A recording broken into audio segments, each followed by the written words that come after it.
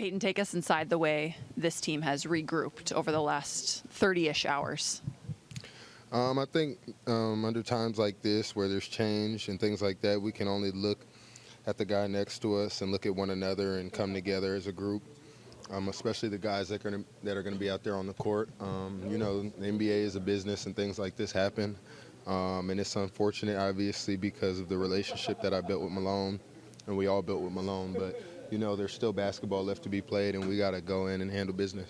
David Edelman talked about there still being a very real belief in this group that you guys can do something special. How did you start that tonight?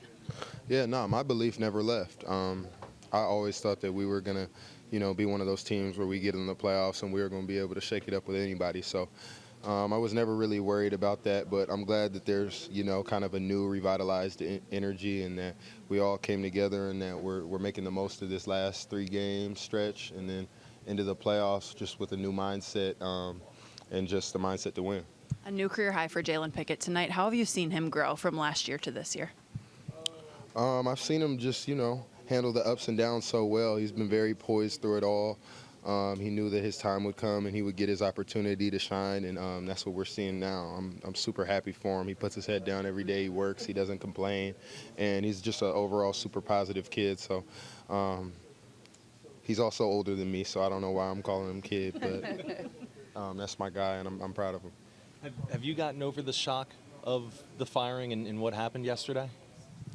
It's one of those things that'll linger for a little bit. When you're so used to having someone around all the time in every meeting, at every practice, in the gym at all times, it definitely just feels like there's kind of a void there and, you know, there's a vacant spot. But for the most part, there's a lot of familiar faces still around, and we just got to continue to, you know, just lean on one another and continue to handle this change with grace and try to be the best ball club we could be. You said it earlier how this is a business. DeAndre was talking about a lot of the young guys had never experienced the business side of it. What was it like seeing how harsh it can be? It was definitely, you know, eye-opening for sure. I mean, I was already aware coming in of how much the NBA is a business, as it should be. You know, it's one of the more lucrative things we got on this planet. But I think just seeing it up close and personal and firsthand, especially in our organization, it definitely was something that was just, it hit a little bit different. So definitely is, you know, an example I can take and, you know, I could share with other people, you know. So I'm glad that we went through it, and we're going to be better because of it. Green Goblin is funny. What was Joker like today? He said something post-game like, you know, the beast is most dangerous when it's vulnerable or something, and he was kind of active in the huddles and stuff. How would you describe how he's responded to the last 30 hours? I think that he knows that, you know, we lost one of our leaders in Malone. So it's definitely an important time for him to be speaking up and for us to hear his voice because, you know, he's the focal point of our team, and, you know, we build everything around him. So I'm glad that he has been more vocal and that his energy has been up because that's what we need from him. We need the leadership. We need the belief. We need his voice to be present in this locker room. So I'm glad that he's been doing that. What's your relationship like with David Edelman? DA is my guy. DA, you know, I think we all know him as a super blunt and honest guy.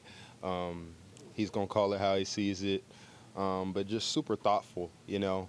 I asked him today in the huddle, me and DJ, we asked him, like, why are you writing down your plays on a notepad and not a, you know, a board, as Coach Malone would do?